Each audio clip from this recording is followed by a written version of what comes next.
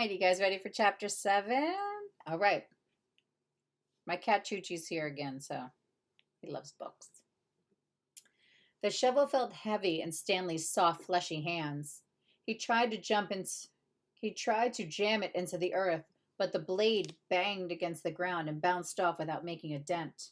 The vibrations ran up the shaft of the shovel and into Stanley's wrists, making his bones rattle. It was still dark.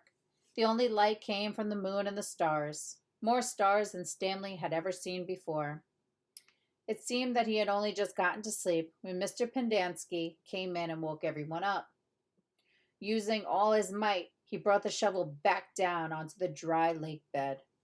The force stung his hands, but made no impression on the earth. He wondered if he had a defective shovel. He glanced at Zero, about 15 feet away, who scooped out a shovel full of dirt and dumped it on a pile that was already almost a foot tall. For breakfast, they'd been served some kind of lukewarm cereal. The best part was the orange juice. They each got a pint carton. The cereal actually didn't taste too bad, but it had smelled just like its cot. Then they filled their canteens, got their shovels, and were marched out across the lake. Each group was assigned a different area. The shovels were kept in a shed near the showers. They all seemed the same to Stanley, although X-Ray had his own special shovel. No one else was allowed to use. X-Ray claimed it was shorter than the others, but if it was only a fraction of an inch. The shovels were 5 feet long, from the tip of the steel blade to the end of the wooden shaft. Stanley's hole would have to be as big as his shovel, and he'd have to be able to lay the shovel flat across the bottom in any direction. That was why X-Ray wanted the shorter shovel. Smart. The lake was so full of holes and mounds that it reminded Stanley of pictures he'd seen of the moon. If you find anything interesting or unusual, Mr. Pendanski told him, you should report it to either me or Mr. Sir when we come around with the water truck. If the warden likes what you found, you'll get the rest of the day off. What are we supposed to be looking for? Stanley asked him. You're not looking for anything. You're digging to build character. It's just if you find anything, the warden would like to know about it. He glanced helplessly at his shovel. It wasn't defective. He was defective. I wonder what he meant by that. He noticed a thin crack in the ground. He placed the point of his shovel on top of it, then jumped on the back of the blade with both feet. The shovel sank a few inches into the packed earth. He smiled. For once in his life, it paid to be overweight. He leaned on the shaft and pried up his first shovelful of dirt, then dumped it off to the side. Only 10 million more to go, he thought, and then placed the shovel back into the crack and jumped on it again. He unearthed several shovelfuls of dirt in this manner. Before it occurred to him that he was dumping his dirt within the perimeter of his hole, he laid his shovel flat on the ground and marked where the edges of his hole would be. 5 feet was awfully wide. He moved the dirt already dug up past his mark. He took a drink from his canteen. 5 feet would be awfully deep, too. The digger got easier after a while. The ground was hardest at the surface, where the sun had baked a crust about 8 inches deep. Beneath that, the earth was looser. But by the time Stanley broke past the crust, a blister had formed in the middle of his right thumb, and it hurt to hold the shovel. Stanley's great-great-grandfather was named Elia Yelnats. He was born in Latvia. He was only 15 years old. When he was 15 years old, he fell in love with Mira Menkel. He didn't know he was Stanley's great-great-grandfather. Mira Menkel was 14. She would turn 15 in 2 months, at which time her father had decided she should be married. Elia went to her father and asked for her hand, but so did Igor Barkov, a pig farmer. Igor was 57 years old. He had a red nose and puffy fat cheeks. I will trade you my fattest pig for your daughter, Igor offered. And what have you got? Mira's father asked Elia. A heart full of love, said Elia. I'd rather have a fat pig, said Mira's father. Desperate, Elia went to see Madame Zeroni, an old Egyptian woman who lived on the edge of town. He had become friends with her, though she was quite a bit older than him. She was even older than Igor Barkov. The other boys in the village liked to mud wrestle. Elia preferred visiting Madame Zeroni and listening to her many stories. Madame Zeroni had dark skin and a very wide mouth. When she looked at you, her eyes seemed to expand, and she felt like she was looking right through you. Elia, what's wrong? She asked, before he could even tell her he was upset. She was sitting in a homemade wheelchair. She had no left foot, and her leg stopped at her ankle. I'm in love with Mira Menkel, Elia confessed, but Igor Barkov has offered to trade his fattest pig for her. I can't compete with that. Good, said Madame Zeroni. You're too young to get married. You've got your whole life ahead of you. But I love Mira. Mira's head is empty as a flower pot. But she's beautiful. So is a flower pot. Can she push a plow? Can she milk a goat? No, she is too delicate. Can she have an intelligent conversation? No, she is silly and foolish. Will she take care of you when you're sick? No, she is spoiled and will only want you to take care of her. So she is beautiful. So what? Patooey! Madame Zeroni spat on the dirt. She told Elia that he could go to America, like my son. That's where your future lies, not with Mira Menkel. But Elia would hear none of that. He was 15, and all he could see was Mira's shallow beauty. Madame Zeroni hated to see Elia so forlorn. Against her better judgment, she agreed to help him. It just so happens my sow gave birth to a litter of piglets yesterday, she said. There is one runt whom she won't suckle. You may have him.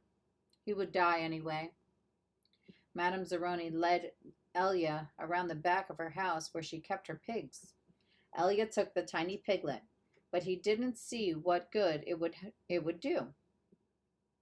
It wasn't much bigger than a rat.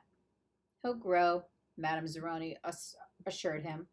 Do you see the mountain on the edge of the forest? Yes, said Elia. On the top of the mountain there is a stream where the water runs uphill. You must carry the piglet every day to the top of the mountain and let it drink from the stream. As it drinks, you are to sing to him. She taught Elia a special song to sing to the pig. On the day of Mira's 15th birthday, you should carry the pig up the mountain for the last time. Then take it directly to Mira's father. It will be fatter than any of Igor's pigs. If it is that big and fat, asked Elia, how will I be able to carry it up the mountain? The piglet is not too heavy for you now, is it? Asked Madame Zeroni. Of course not, said Elia. Do you think it'll be too heavy for you tomorrow? No. Every day you will carry the pig up the mountain. It will get a little bigger, but you will get a little stronger. After you give the pig to Mira's father, I want you to do one more thing for me. Anything, said Elia. I want you to carry me up the mountain. I want to drink from the stream, and I want you to sing the song to me. Elia promised he would. Madame Zeroni warned that if he failed to do this, he and his descendants would be doomed for all eternity. At the time, Elia thought nothing of the curse. He was just a 15-year-old boy, and eternity didn't seem much longer than a week from Tuesday.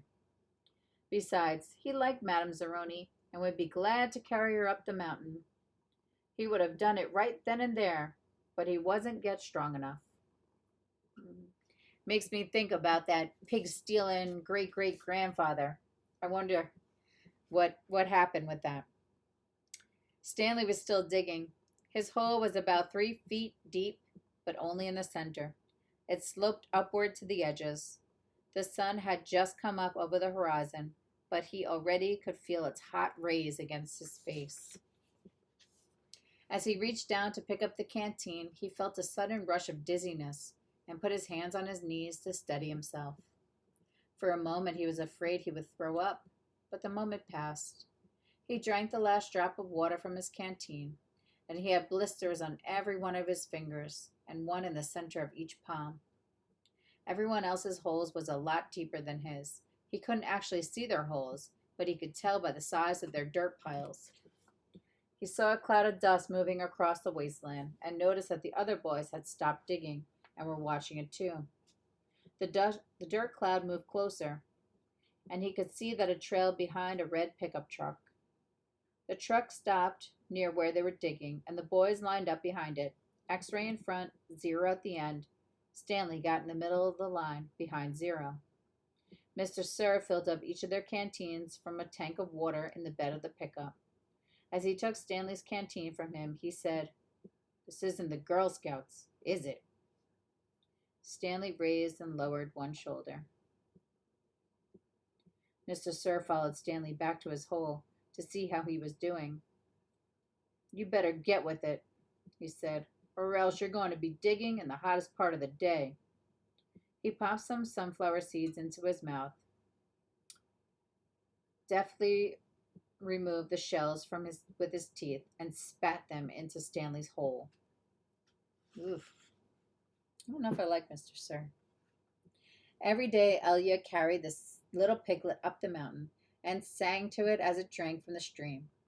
As the pig grew fatter, Elia grew stronger. You see how this chapter is going back and forth between what's happening now in Stanley's life to what Stanley's remembering about his great-great-grandfather. Okay, so it's going back in time. On the day of Mira's 14th birthday, Elia's pig weighed over 50 stones. Madame Zeroni had told him to carry the pig up the mountain on that day as well, but Elia didn't want to present himself to Mira smelling like a pig. Instead, he took a bath. It was his second bath in less than a week. Then he led the pig to Mira's. Igor Barkov was there with his pig as well. "These are two of the finest pigs I've ever seen," Mira's father declared. He was also impressed with Elia, who seemed to have grown bigger and stronger in the last 2 months. "I used to think you were a good-for-nothing book reader," he said, but I see now you can be an excellent mud wrestler." "May I marry your daughter?" Elia boldly asked. "First I must weigh the pigs." Alas, poor Elia could have carried his pig up the mountain one last time. The two pigs weighed exactly the same. Why do you think, and this might be one of our questions, why do you think if he took the pig up the mountain and got the pig the water and then brought it back, would it have weighed more instead of going up the mountain, giving the pig the water, and then going to shower and then bring the pig? Interesting question. We're going back to Stanley now. Stanley's blisters had ripped open and new blisters formed. He kept changing his grip on the shovel to try to avoid the pain. Finally, he removed his cap and held it between the shaft of the shovel and his raw hands. This helped, but digging was hard because the cap would slip and slide. The sun beat down on his unprotected head and neck. Though he tried to convince himself otherwise, he'd been aware for a while of his piles of dirt were too close to his hole. The piles were outside his 5-foot circle, but he could see he was going to run out of room. Still, he pretended otherwise and kept adding more dirt to the piles that he would eventually have to move. The problem was that when the dirt was in the ground, it was compacted. Sorry, my cat stepped on the thing and stopped the recording, so I have to go backtrack just a second. The problem was that when the dirt was in the ground, It was compacted. It expanded when it was excavated. The piles were a lot bigger than his hole was deep. It was either now or later. Reluctantly, he climbed out of his hole and once again dug his shovel into his previously dug dirt. Mira's father got down on his hands and knees and closely examined each pig, tail to snout. "Those are two of the finest pigs I've ever seen," he said at last. "How am I to decide? I have only one daughter." "Why not let Mira decide?" suggested Ayla. Elia. "That's preposterous!" exclaimed Igor, expelling saliva as he spoke. "Mira is just an empty-headed girl," said her father. "How could she possibly decide when I, her father, can't?" "She knows how she feels in her heart," said Elia. Mira's father rubbed his chin. Then he laughed and said, "Ha ha ha, why not?" He slapped Elia on the back. "It doesn't matter to me. A pig is a pig." He summoned his daughter. Elia blushed when Mira entered the room. "Good afternoon, Mira," he said. She looked at him. "You're Elia, right?" she asked. "Mira," said his father. "Elia and Igor have each offered a pig for your hand in marriage. It doesn't matter to me. A pig is a pig. So I will let you choose. Whom do you wish to marry?" Mira looked confused. "You want me to decide?" "That's right, my blossom," said her father. "Gee, I don't know," said Mira. "Which pig weighs more?" "They both weigh the same," said her father. "Golly," said Mira. Well, I guess I choose Elia." "No, Igor." "No, Elia." "No, Igor." "Oh, I know. I'll think of a number between 1 and 10, and I'll marry whoever guesses the closest." "Okay, I'm ready." 10, guessed Igor. Elia said nothing. "Elia," said Mira, "what number did you guess?" Elia didn't pick a number. "Marry Igor," he muttered. "You can keep my pig as a wedding present." Mira sounds, maybe she's a little airheaded in the head. That's weird. Why wouldn't she marry the kid who was the same age as her instead of a 50-something-year-old man? Interesting. Okay, now we're back to Stanley. The next time the water truck came, it was driven by Mr. Pendanski, who also brought sack lunches. Stanley sat with his back against a pile of dirt and ate. He had a bologna sandwich, potato chips, and a large chocolate chip cookie. "How you doing?" asked Magnet. "Not real good," said Stanley. "Well, the first hole's the hardest," Magnet said. Stanley took a long, deep breath. He couldn't afford to dawdle. He was way behind the others, and the sun just kept getting hotter and hotter. It wasn't even noon yet, but he didn't know if he had the strength to stand up. He thought about quitting. He wondered what they would do to him, what they could do to him. His clothes were soaked with sweat. In school, he had learned that sweating was good for you. It was nature's way of keeping you cool. So why was he so hot? Using his shovel for support, he managed to get to his feet. "Where are we supposed to go to the bathroom?" he asked Magnet. Magnet gestured his arms to the greatest expanse around them. "Pick a hole." "Any hole," he said. Stanley staggered across the lake, almost falling over a dirt pile. Behind him, he heard Magnet say, "But first, make sure nothing's living in it." Now we're back. After leaving Mira's house, Elia wandered aimlessly through the town until he found himself down by the wharf. He sat on the edge of the pier and stared down into the cold, black water. He could not understand how Mira had trouble deciding between him and Igor. He thought she loved him, even if she didn't love him. Couldn't she see what a foul person Igor was? It was like Madame Zeroni had said. Her head was as empty as a flower pot. Some men were gathering on another dock, and he went to see what was going on. A sign read, "Deck hands wanted. Free passage to America."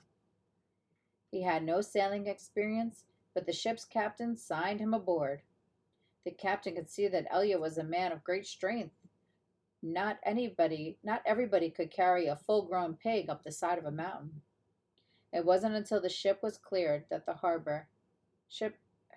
harbor and was heading out across the Atlantic that he suddenly remembered his promise to carry Madame Zeroni up the mountain. He felt terrible. He wasn't afraid of the curse. He thought that was a lot of nonsense. He felt bad because he knew Madame Zeroni had wanted to drink from the stream before she died. Zero was the smallest kid in Group D, but he was the first one to finish digging. "You're finished?" Stanley asked. And enviously, Zero said nothing. Stanley walked to Zero's hole and watched him measure it with his shovel. The top of the hole was a perfect circle, and the sides were smooth and steep. Not one dirt clod more than necessary had been removed from the earth. Zero pulled himself up to the surface. He didn't even smile. He looked down at his perfectly dug hole, spat in it, then turned and headed back to the camp compound. "Zero's one weird dude," said Zigzag. Stanley would have laughed, but he didn't have the strength. Zigzag had to be the weirdest dude Stanley had ever seen. He had a long, skinny neck and a big round head with wild, frizzy blonde hair that stuck out in all directions. His head seemed to bob up and down on his neck like it was on a spring. Armpit was the second one to finish digging. He also spat into his hole before heading back to the camp compound. One by one, Stanley watched each of the boys spit into their hole and return to the camp compound. Weird. Stanley kept digging. His hole was almost up to his shoulder, although it was hard to tell exactly where ground level was because his dirt piles completely surrounded the hole.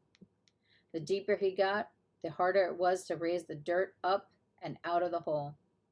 Once again, he realized he was going to have to move the piles. His cap was stained with blood from his hands, and he felt like he was digging his own grave. Now we're back. In America, Elia learned to speak English. He fell in love with a woman named Sarah Miller.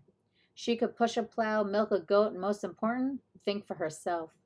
She and Elia often stayed up half the night talking and laughing together. Their life was not easy, and Elia worked hard, but bad luck seemed to follow him everywhere. He almost seemed to be in the wrong place at the wrong time. He remembered Madame Zeroni telling him that she had a son in America. Elia was forever looking for him. He'd walk up to complete strangers and ask if anyone knew the name Zeroni, or had ever heard of anyone named Zeroni. No one did. Elia wasn't sure what he'd do if he ever found Madame Zeroni's son anyway. Carry him up the mountain and sing the pig lullaby to him? After his barn was struck by lightning for the third time, he told Sarah about his broken promise to Madame Zeroni. "I'm worse than a pig thief," he said. "You should leave me and find someone else who isn't cursed." "I'm not leaving you," said Sarah, "but I want you to do one thing for me." "Anything," said Elia. Sarah smiled. "Sing me the pig lullaby." He sang it for her. Her eyes sparkled. "That's so pretty. What does it mean?" Elia tried his best to translate it from Latviana into English, but it wasn't the same. "It rhymes with Latvian, Vienna, he told her. "I could tell," she said. A year later, their child was born. Sarah named him Stanley because she noticed that Stanley was Yelnats spelled backwards. Sarah changed the words of the pig lullaby so that they rhymed, and every night she sang it to little Stanley. If only the woodpecker sighs, the bark on the tree was as soft as the skies. With the wolf waits below, hungry and lonely, crying to the moon. If only. Stanley's hole was as deep as his shovel, but not quite wide enough at the bottom. He grimaced as he sliced off a chunk of dirt, then raised it up and flung it into a pile. He laid his shovel back down on the bottom of his hole, and to his surprise, it fit. He rotated it and only had to chip off a few chunks of dirt here and there before it lay flat across his hole in every direction. He heard the water truck approaching and felt a strange sense of pride at being able to show Mr. Sir or Mr. Pendeski that he had dug his first hole. He put his hands on the rim and tried to pull himself up, but he couldn't do it. His arms were too weak to lift his heavy body. He used his legs to help, but he just didn't have any more strength. He was trapped in his hole. It was almost funny, but he wasn't in the mood to laugh. "Stanley?" he heard Mr. Pendeski call.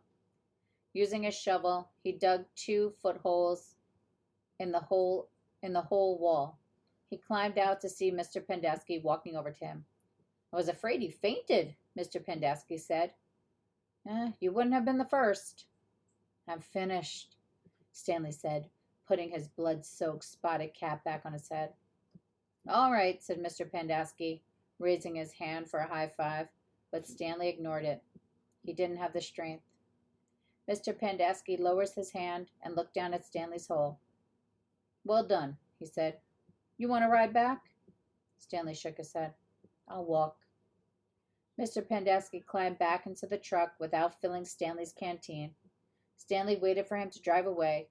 Then he took another look at his hole. He knew it was nothing to be proud of, but he felt proud nonetheless. He sucked up his last bit of saliva and spat. Okay. Comments, questions, thoughts? Answer the questions for Chapter 7.